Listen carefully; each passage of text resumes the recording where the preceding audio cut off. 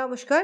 Indian news TV channel থেকে আজকের বিশেষ খবরগুলি হলো মিড ডে মিলে ফ্রাইড রাইস, মাংস, পায়েস, ফল প্রত্যেক স্কুলের নির্দেশিকা জারি করলো শিক্ষা দপ্তর। নিয়োগ দুর্নীতিতে মোট কত টাকা বাজেয়াপ্ত করেছে ইডি, অঙ্কটা শুনলে মাথা বনবন ঘুরবে। শাহজাহান তো নস্যি, এবার ভাই আলমগীরের বিরাট কীর্তি ফাঁস করল ইডি। 100 দিনের কাজে দুর্নীতি, ভোটের আগে কাট করায় তৃণমূল। হাওড়া শাখায় ট্রেন পরিষেবার সময় বদল, কবে কোন শাখায় হচ্ছে পরিবর্তন। এবার আসছি বিস্তারিত খবরে। এবার মিড ডে মিলে ফ্রাইড রাইস, মাংস, পায়েস, ফল প্রত্যেক স্কুলের নির্দেশিকা জারি করল শিক্ষা দপ্তর। আগামীকাল পয়লা বৈশাখ, নতুন বছরের প্রথম দিনে উৎসবের আনন্দে মেতে উঠবে সবাই। আর নববর্ষে মিড ডে মিলের মেনুতে থাকছে বিরাট চমক, কোথাও ডিম আবার কোথাও কষা মাংস। সোমবার স্কুল পড়ুয়াদের কি খাওয়ানো হবে, ইতিমধ্যেই সেই নতুন মেনুর কথা জানিয়েছেন শিক্ষা দপ্তর। জানা গিয়েছে পড়ুয়াদের মাংস, ভাত, ফল, পায়েস খাওয়াতে নির্দেশ দেওয়া হয়েছে। নববর্ষের দিন রবিবার হওয়া স্কুল বন্ধ, তবে মন খারাপের কারণ নেই, কারণ সোমবার মিড ডে মিল বিশেষ মেনুর ব্যবস্থা করতে সমস্ত স্কুলের প্রধান শিক্ষকদের নির্দেশ দিয়েছে রাজ্য সরকার। ইতিমধ্যেই সব জেলার ডিআইদের কাছে পৌঁছেছে আকর্ষণীয় মিড ডে মিলের ব্যবস্থা করার বার্তা।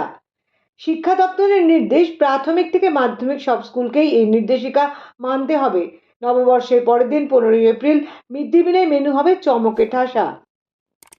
বাচ্চাদের মন ভালো করতে রাখতে হবে মাংস, ফল, মিষ্টি, পায়েস। শুধু খাওয়ালেই হবে না, খাওয়ানোর পর প্রমাণস্বরূপ ভালো করে ছবি তুলে সেটা ওই দিন দুপুর 3টের মধ্যেই শিক্ষা দপ্তরে পাঠাতে হবে।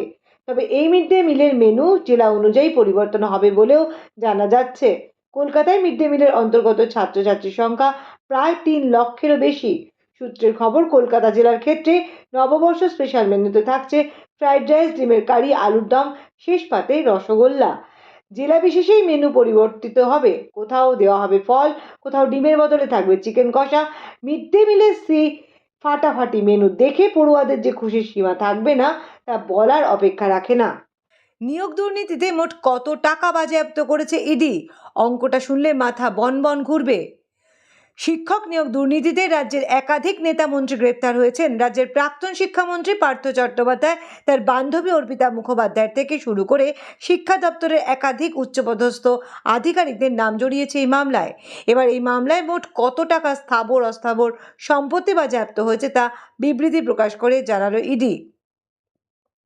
2022 সালের জুলাই মাসে রাজ্যের প্রাক্তন মন্ত্রী তথা তৃণমূলের হেভিওয়েট নেতা পার্থ চট্টোপাধ্যায়কে গ্রেফতার করে এনফোর্সমেন্ট ডিরেক্টরেট।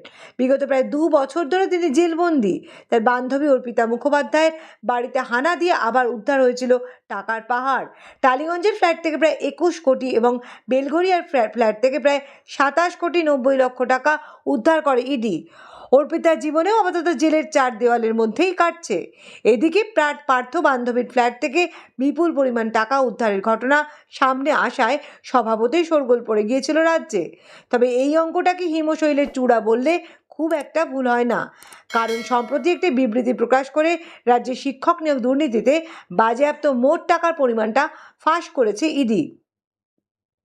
কেন্দ্রীয় এজেন্সি জানিয়েছে, স্থাবর অস্থাবর সম্পত্তি মিলিয়ে মোট 365 কোটি টাকার প্রপার্টি বাজেয়াপ্ত করেছে তারা। পার্থ অর্পিতার পর শিক্ষক নিয়োগ দুর্নীতিতে রাজ্যের আরও একাধিক হেভিওয়েট নাম জড়িয়েছে। মধ্যশিক্ষা পর্ষদের প্রাক্তন চেয়ারম্যান কল্যাণময় গঙ্গোপাধ্যায় থেকে শুরু করে এসএসসির প্রাক্তন চেয়ারম্যান সুবীরেশ ভট্টাচার্য হয়ে তৃণমূল কংগ্রেসের যুবনেতা কুন্তল ভট্টাচার্য তদন্তকারী সংস্থার জালে জড়িয়েছেন অনেকেই।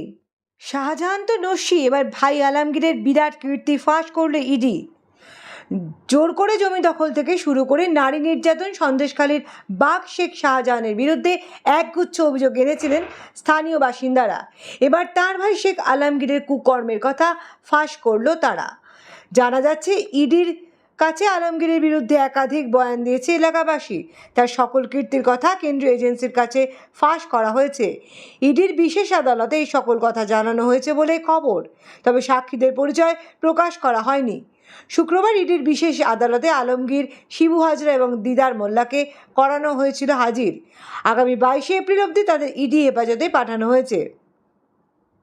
আদালতে কেন্দ্রীয় এজেন্সি দাবি করে জমি দখলের টাকা পাচার করতে শাহজাহানের কোম্পানি থেকে কোটি কোটি টাকা তার ভাই শিবু এবং দিদারের অ্যাকাউন্টে পাঠানো হয়েছে। আলমগীর কিভাবে এত বিপুল পরিমাণ টাকা আয় করলো সেটার তদন্তে নেমে স্থানীয় মানুষের সঙ্গে কথা বলেন তদন্তকারীরা। তখনই উঠে আসে একাধিক তথ্য। গত 1 এপ্রিল এক ব্যক্তি ইডির কাছে আলমগীরের বিরুদ্ধে ডাকাতির অভিযোগ আনেন। জনসাধারণের মনে ভয়ের উদ্রেক করতে শাহজাহানের ভাই তোলাবাজি, হুমকি, ডাকাতি এসব করত বলে দাবি করা হয়। 6 এপ্রিল সাক্ষী দেওয়া এক ব্যক্তি আবার আলমগীর এবং শিবুর বিরুদ্ধে সরকারি টাকা নয়ছয়ের মতো গুরুতর অভিযোগ এনেছেন। সেই সঙ্গেই মহিলাদের কিডন্যাপ, মহিলা কর্মীদের যৌন হেনস্থার অভিযোগও আনা হয়েছে। 100 দিনের কাজে দুর্নীতি, ভোটের আগে কাঠগড়ায় তৃণমূল। লোকসভা ভোটের আগে দুই জ্বলন্ত ইস্যু হলো সন্দেশখালী এবং 100 দিনের কাজ। সন্দেশখালী কাণ্ড নিয়ে একাধিকবার তৃণমূলকে নিশানা করেছে বিজেপি। অন্যদিকে 100 দিনের কাজ নিয়ে সুর চড়িয়েছে রাজ্যের শাসক দল। এসবের মাঝেই এবার সন্দেশখালীতে 100 দিনের কাজে দুর্নীতির অভিযোগ উঠল। শুক্রবার দুপুরে সন্দেশখালী 1 নম্বর ব্লকের শেয়ারা রাধানগর পঞ্চায়েতের নিত্যবেড়িয়া গ্রামে 100 দিনের কাজে দুর্নীতি, স্বজন পোষণের অভিযোগ এনে বিক্ষোভ দেখান গ্রামবাসীরা। অভিযোগের দিন প্রকল্পের সুপারভাইজারের দিকেই দেওয়া হয়। গতকাল তার বাড়ির সামনে বিক্ষোভ দেখানো হয়েছিল। গ্রামবাসীদের দাবি, বিক্ষোভের কথা বুঝতে পেরে গা ঢাকা দিয়েছে অভিযুক্ত সুপারভাইজার। বিষয়টি খতিয়ে দেখার আশ্বাস দিয়েছে ব্লক প্রশাসন। সম্প্রতি রাজ্য সরকারের তরফ থেকে 100 দিনের কাজের বকেয়া টাকা দেওয়া হয়েছে। তবে বিক্ষোভকারীদের দাবি, তারা সম্পূর্ণ পারিশ্রমিক পাননি। তাদের তরফে বিপ্লব দাস বলেন, রাজ্য সরকার যা বকেয়া টাকা দিয়েছে সেখানে মাত্র 16 দিনের রোজ পেয়েছি। কিন্তু উক্ত সুপারভাইজারের আত্মীয়দের মধ্যে অনেকে কাজ না করেও টাকা পেয়েছেন। কারোর দাবি, তারা যতদিন কাজ করেছেন তার চেয়ে কম দিন সরকারি নথিতে তুলেছিলেন সেই সুপারভাইজার। বাকি দিনের টাকা আত্মসাৎ করেছেন নিজে। সন্দেশখালী 1 নম্বর ব্লক প্রশাসন সূত্রে জানা গিয়েছে, দিন কয়েক আগে বিডিওর কাছে কয়েকজন অভিযোগ নিয়ে গিয়েছিলেন। 100 দিনের প্রকল্পে যতদিন কাজ করেছেন তার চেয়ে কম টাকা পাওয়ার অভিযোগ করেছিলেন তারা। তবে সরকারি নথিতে দেখা যায়, যতদিন কাজ করেছেন প্রত্যেক দিনের টাকা মিটিয়ে দেওয়া হয়েছে। অন্যদিকে বিজেপির তরফ থেকে কাঠগড়ায় তোলা হয়েছে তৃণমূলকে। গেরুয়া শিবিরের মণ্ডল সভাপতি শান্তি দোলে বলেন, গ্রামে গ্রামে তৃণমূলের মদতে 100 দিনের কাজে সুপারভাইজাররা কারচুপি করছেন। শ্রমিকদের ঠকিয়ে তাদের হকের টাকা আত্মসাৎ করা হচ্ছে। সন্দেশখালী তৃণমূল বিধায়ক সুকুমার মাহাতো অবশ্য সকল অভিযোগ উড়িয়ে বলেন, যেখানে যা হয় বিজেপি তৃণমূলকেই দেখতে পায়। আসলে ভোটে হারবে বলে পাগলের প্রলাপ বকছে, মানুষকে রাগিয়ে তুলে বিক্ষোভ করাচ্ছে। হাওড়া শাখায় ট্রেন পরিষেবার সময় বদল, কবে কোন শাখায় হচ্ছে পরিবর্তন? রেলের সেতুর রক্ষণাবেক্ষণের জন্য হাওড়া শাখার রেল পরিষেবার কিছু পরিবর্তন আনা হয়েছে। রেল যাত্রীদের সুবিধার্থে বিজ্ঞপ্তি জারি করা হয়েছে হাওড়া ডিভিশনে। আগামী 15 এপ্রিল থেকে 22 জুন অবধি হাওড়ায় ট্রেনের সময়সূচিতে বদল আনা হয়।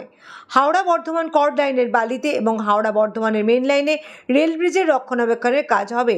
রেল যাত্রীদের সুবিধার্থে হাওড়া ডিভিশনে বিজ্ঞপ্তি জারি করা হয়েছে।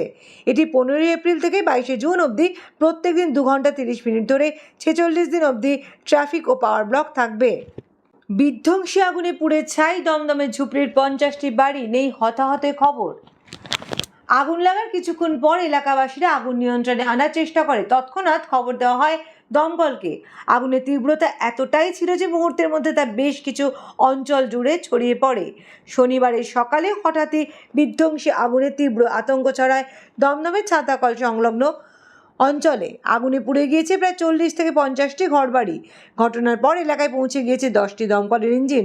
শোনা গিয়েছে ঘটনাস্থলে ছিল প্রচুর পরিমাণে দাহ্য পদার্থ। সেই কারণে দ্রুত আগুন ছড়িয়ে পড়ে। প্রশাসনের পক্ষ থেকে সব রকম সাহায্যের আশ্বাস দিয়েছেন দমকল মন্ত্রী সুজিত বসু। এদিন সকালে ছাতাকলের পার্শ্ববর্তী ঝুপড়িতে আগুন ছড়িয়ে পড়ে। মুহূর্তের মধ্যে আগুনের লেলিহান শিখা ছড়িয়ে পড়ে। পুড়ে যায় ঝুপড়ির প্রায় 40-50টি বাড়ি। বলা হয়, সেই সময় আগুন লাগে, সেই সময় সেই ঝুপড়ির বাসিন্দাদের অধিকাংশ মানুষ কাজে বেরিয়ে গিয়েছিলেন।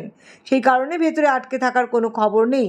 তবে এখনও পর্যন্ত আগুন লাগার কারণ জানা যায়নি। আগুন লাগার কিছুক্ষণ পরই এলাকাবাসীরা আগুন নিয়ন্ত্রণে আনার চেষ্টা করে। তৎক্ষণাৎ খবর দেওয়া হয় দমকলকে। আগুনের তীব্রতা এতটাই ছিল যে মুহূর্তের মধ্যে তা বেশ কিছু অঞ্চল জুড়ে ছড়িয়ে পড়ে। দমকলের বিশেষ প্রযুক্তি সম্পন্ন ইঞ্জিন ইতিমধ্যে পাঠানো হয়েছে আগুন নিয়ন্ত্রণে আনার কাজ চলছে। বেলা 1টা পর্যন্ত আগুন নেভানোর কাজ চলেছে। একটি অংশ আগুনের দাপটে পুড়ে যাওয়ার পর স্থানীয়রা বেশ কিছুটা নেভানোর কাজ করেন। স্থানীয় সংবাদ আজকে এখানেই শেষ হলো। নমস্কার।